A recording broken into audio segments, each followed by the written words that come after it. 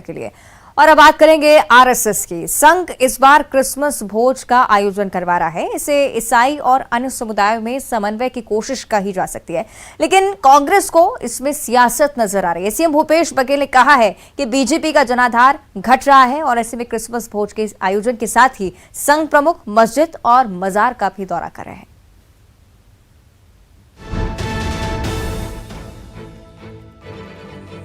तो कभी वो मस्जिद और मजार जा रहे हैं मोहन भागवत जी, तो कभी वो क्रिसमस का आयोजन कर रहे हैं। तो इनके कथनी करनी में बहुत अंतर है। सिद्धांत उद्धांत से कोई लेना देना नहीं, सत्ता में इसको बने रहना है।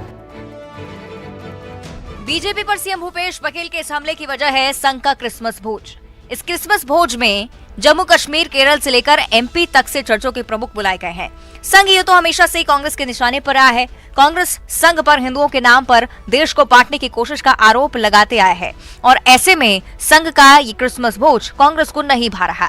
सीएम भूपेश बघेल ने इसे बीजेपी के घटते जनाधार को बचाने की कोशिश बताई है। सीएम ने कहा है कि बीजेपी की जमीन खिसक रही है और ऐसे में संघ प्रमुख मस्जिद मजार जा रहे हैं, क्रिसमस भोज का आयोजन करवा रहे हैं।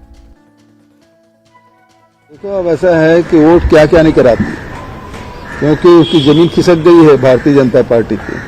कर्नाटक में चुनाव होने वाला है, महाराष्ट्र, गुजरात, मध्य प्रदेश, तो इसमें तीन जो प्रदेश है, कर्नाटक, महाराष्ट्र और मध्य प्रदेश, ये तो लोकतंत्र की चोरी हुई है, आप सब जानते हैं। उसके बाद बन जाता है गुजरात, गोवा, उत्तर प्रदेश, उत्तराखंड और नॉर्थ ईस्ट कुछ राज्य। तो एक पट्टी बची हुई है। अब उसको अभी लोग तो कहे थे कांग्रेस मुक्त भारत, अभी खुद सिमटते जा रहे हैं। तो कभी वो मस्जिद और मजार जा रहे हैं मोहन भागवत जी, तो कभी वो क्रिसमस का आयोजन कर रहे हैं। तो इनके कथनी करनी में बहुत अंतर है। सिद्धांत उद्धांत से कोई लेना देना नहीं, सत्ता में इसको बने रहना है और लोगों के बीच में वैमनस्यता फैलाना है और एक दूसरे भाई को लड़ा के अपना उल्लू सीधी करना, अपना वोट लेना, यही इनका उद्देश्य है।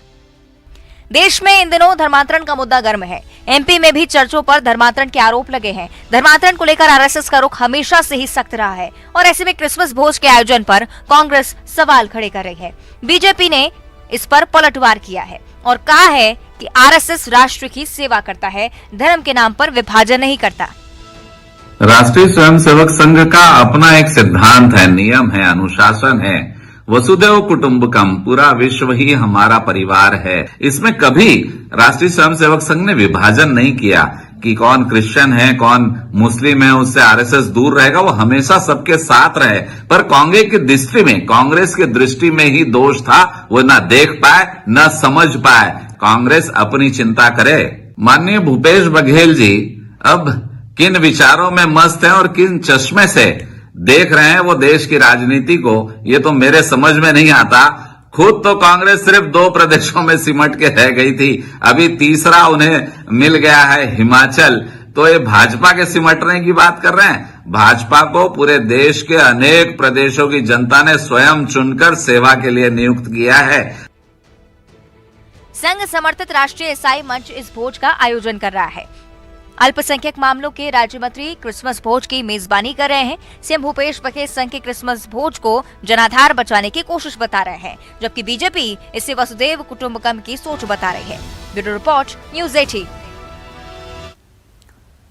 चलिए इस पूरे मसले पर और ज्यादा चर्चा हम करेंगे। इससे कि युगल हमारे साथ लाइव जुड़ रहे हैं, उनका हम रुख कर लेते हैं। युगल, लगातार यही बात कि आरएसएस हमेशा से ही हिंदुत्व को लेकर अपनी बात मुखर होकर सामने रखती रही है। साथ ही साथ अब चूंकि हिंदुत्व की बात करने वाली आरएसएस अब जब क्रिसमस का भोज आयोजित कर रही है तो आमतौर पर सियासी गलियारों में तो बात हो रही थी और मुझे लगता है इसी और इशारा सीएम भूपेश बघेल का भी।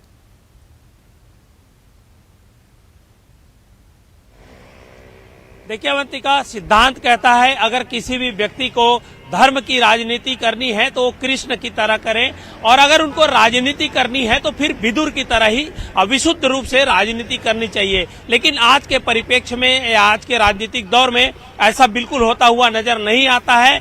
जब कांग्रेस किसी तरह के आयोजन करती है, चाहे कांग्रेस की जो भारत जोड़ो यात्रा है बीजेपी कटाक्ष करती है, अब जब बीजेपी या आरएसएस है वो जो ईसाई समुदाय को लेकर के भोज का आयोजन कर रही है तो कांग्रेस को इसमें खामी स्वार्थ नजर आ रहा है। मुख्यमंत्री भूपेश बघेल ने साफ तौर पर कहा है कि राजनीति क्या क्या करा रही है, यही वजह है कि आरएसएस अब जो प्रमुख हैं वो कभी मस्जिद जा रहे हैं तो कभी जो है गिरजाघर जा रहे हैं। तमाम तरह के जो आरोप हैं वो लगातार लग रहे हैं। वही बीजेपी ने साफ तौर पर कहा है कि ये वसुधैव कुटुंबकम की ये उनकी सोच है, सभी धर्मों को लेकर के साथ चलने की वो बात लगातार कहते आए हैं। लेकिन ये बात तय है कि 2023 में विधानसभा का चुनाव होना है। राजनीतिक दल चाहे भाजपा हो या फिर कांग्रेस, कोई भी मुद्दा है वो छोड़ना नहीं चाहते। जिस तरह से आरोप और प्रत्यारोप लग रहे हैं तो ये बात तय है